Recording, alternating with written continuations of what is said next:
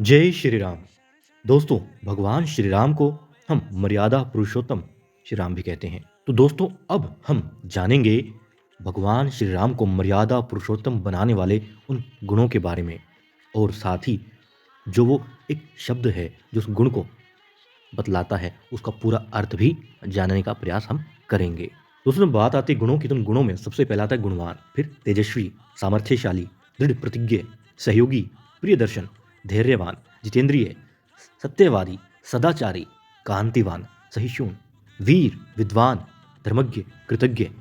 अब बात करते हैं इन जो तमाम गुणों के बारे में हमने अभी वर्णन किया, इनका अर्थ क्या है, भावार्थ क्या है, साधारण शब्दों में।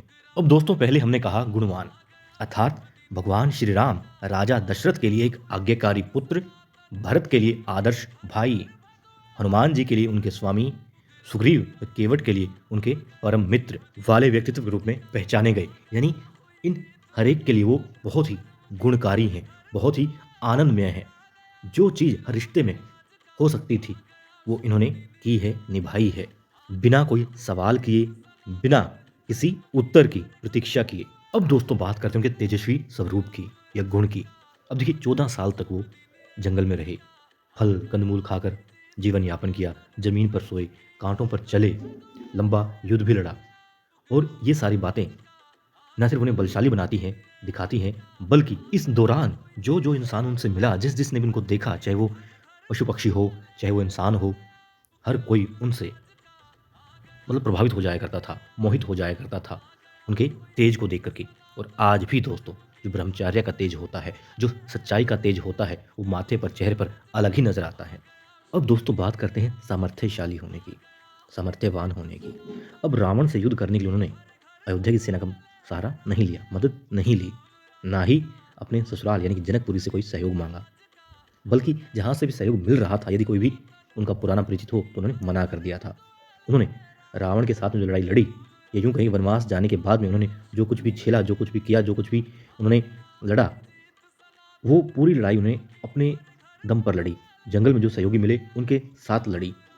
बेशक हम जानते हैं कि बाल स्वरूप में ही जब ऋषिवर उनको ले गए थे, उनको लक्ष्मण को, तब उन्होंने ताड़का वध किया, ताड़का के पुत्र को भी मारा, दूसरे को माफ़ी भी दी, मारीच को। अब बारी आती है दृढ़ प्रतिज्ञा की, अर्थात प्रजा के निवेदन के बाद में, अनन्य विनय के बावजूद भी वनवास के लिए वो आ गए। उनके पिता ने कहा, उन्होंने स्वीकार कर लिया, बल्कि माता से ये कहा कि माता, आप पिता को कहने के बजाय मुझे कह देती कि भरत को राजपाट सौंप दो, मैं एक पल नहीं सोचता। खैर, फिर वो दृढ़ प्रतिज्ञ थे, किस लिए कि भाई पिता ने जो कहा वो मानना ही मानना है। प्रतिज्ञा निभाई, वनवास चले गए। वस्त्र जो राजपाट वाले थे वो त्याग दिए, सन्यासी वाले वस्त्र धारण किए, नंगे पांव रहे, ताकि सन्यासी वाला ही जीवन जिए। अब देखो, समुद्र पार करके रावण का वध तक किया, समुद्र पर सेतु तक बांध दिया। वजह क्या थी, कैसे हुआ? दृढ़ प्रतिज्ञा ही थे। तो प्रतिज्ञावान होना बहुत जरूरी है, और भगवान श्री राम हमें यही सिखाते हैं कि यदि दृढ़ प्रतिज्ञावान होगे तभी लक्ष्य तक पहुंच पाओगे। अब दोस्तों, पांचवा गुण था सहयोग की भावना। सहयोगी थे वो, जो हम सबको होना चाहिए। यदि सहयोग की भावना हमारे अंदर होगी तो हमें भी सहयोग मिलता चला जाएगा। और जब भगवान श्री राम की बात करते हैं, मर्यादा पुरुषोत्तम राम की बात करते हैं, तब हम पाते हैं कि इस गुण में सहयोग की भावना उनके अंदर अपार थी। देखो, सुग्रीव की वानर सेना का सहयोग मिला, उसका पहले सहयोग किया, फिर जाकर के मिला। नल नील जैसे कुशल प्रबंधक मिले उन्हें, जिन्होंने नाम लिखा पत्थर पर और पत्थर तैरने लगा। जटायु जैसा पक्षी मिला, जो बताता है कि कुछ भी नहीं है रावण की ताकत के आगे, मगर प्रयास करना जरूरी होता है। इसलिए उसने प्रयास किया माता सीता को बचाने का, रावण से टकराने का। खैर, जामवंत जैसा ज्ञानी रीछ मिला वहाँ पर भगवान को। हनुमान जैसा, ये यूँ कहीं खुद बजरंगबली जी मिले उन्हें भक्त के रूप में, और विभीषण जैसा मित्र मिला। अब दोस्तों, एक ऐसा गुण है जो उनकी मूर्त को जब हमने देखा तो बस दिल में उतर गई। उस वजह से क्या? प्रिय दर्शन। जी हाँ। अब इसका भाव क्या है कि उनकी मूर्त, उनकी सूरत सीधी दिल में उतर जाती है। और जैसा कि राम जी को आजानु बाहु कहा, राजीव लोचन भी कहा गया है। इसका अर्थ होता है कि घुटने तक लंबे हाथों वाला, लुभावना, मोहक, सुंदर, अद्भुत, और कमल समान सुंदर आंखें। नील वर्ण उन्हें मनमोहक स्वरूप देता है, इसलिए उन्हें प्रियदर्शन भी कहा जाता है। प्रियदर्शन उनका एक गुण है, प्रियदर्शी होना। जी हाँ, इसलिए तो उनकी जो मूर्त मंदिर में स्थापित की गई है, बस जिसने भी उसको पहली मर्तबा देख लिया दिल में उतर गई है आंखों के रास्ते, और उससे मनमोहक कुछ लग ही नहीं रहा है। अब दोस्तों उनके अंदर गुण था धैर्यवान होना, जो कि आज भी हर क्षण हर इंसान के लिए आवश्यक है। यदि इंसान धैर्यवान है तो लड़ाई होगी ही नहीं। और देखिए दोस्तों, भगवान श्री राम के अंदर जो संयम था, ये उसी का परिणाम था कि भगवान परशुराम, ऋषि दुर्वासा जैसे संतों को उन्होंने शांत किया, और न सिर्फ बल्कि उनको शांत किया बल्कि उनका आशीर्वाद भी प्राप्त किया। और जिस समुद्र को वो पल भर में सुखा सकते थे, उस समुद्र को वो आग्रह करते हैं, प्रार्थना करते हैं मार्ग देने के लिए।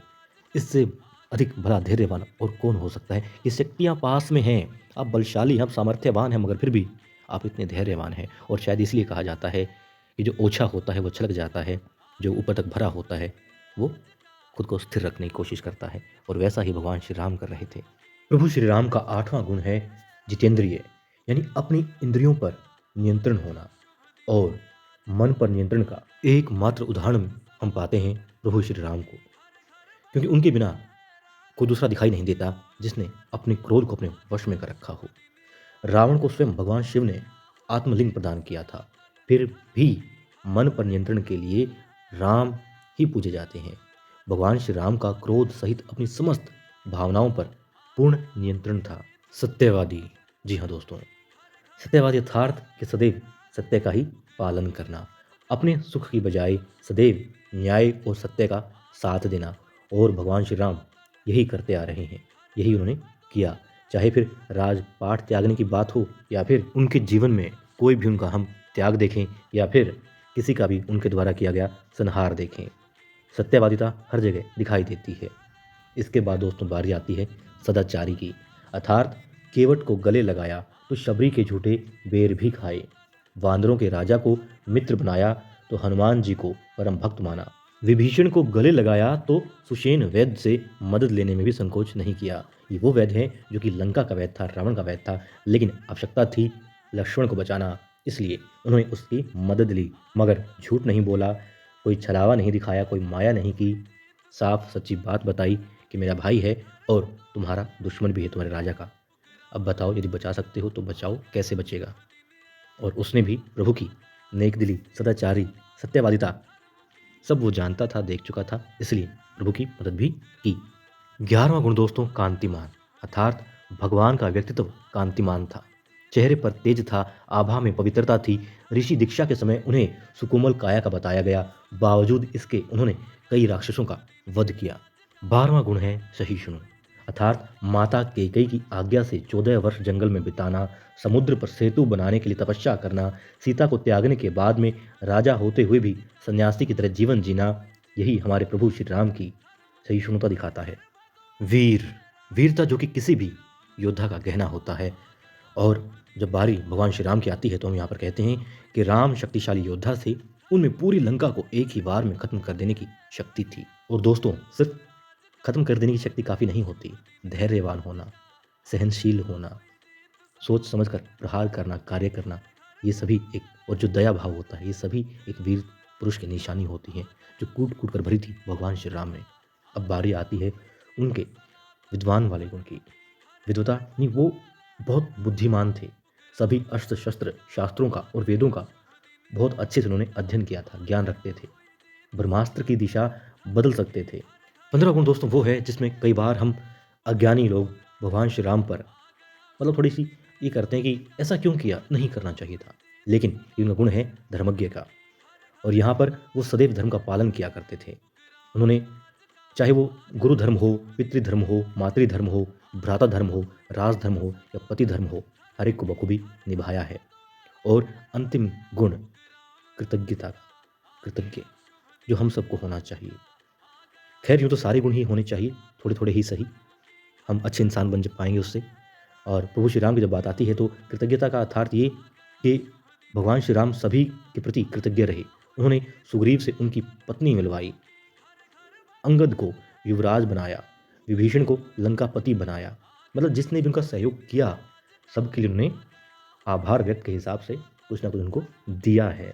अब सिर्फ देना ही कृतज्ञ होना नहीं है, लेकिन उन्होंने हमेशा इस चीज़ को एक बड़े ही सहज तरीके से भी लिया। और अंत में दोस्तों इतना, यदि वीडियो अच्छी लगी हो तो लाइक कर दीजिएगा, अच्छी या फिर कम अच्छी या बुरी जैसी भी लगी कमेंट बॉक्स में ज़रूर बताइएगा।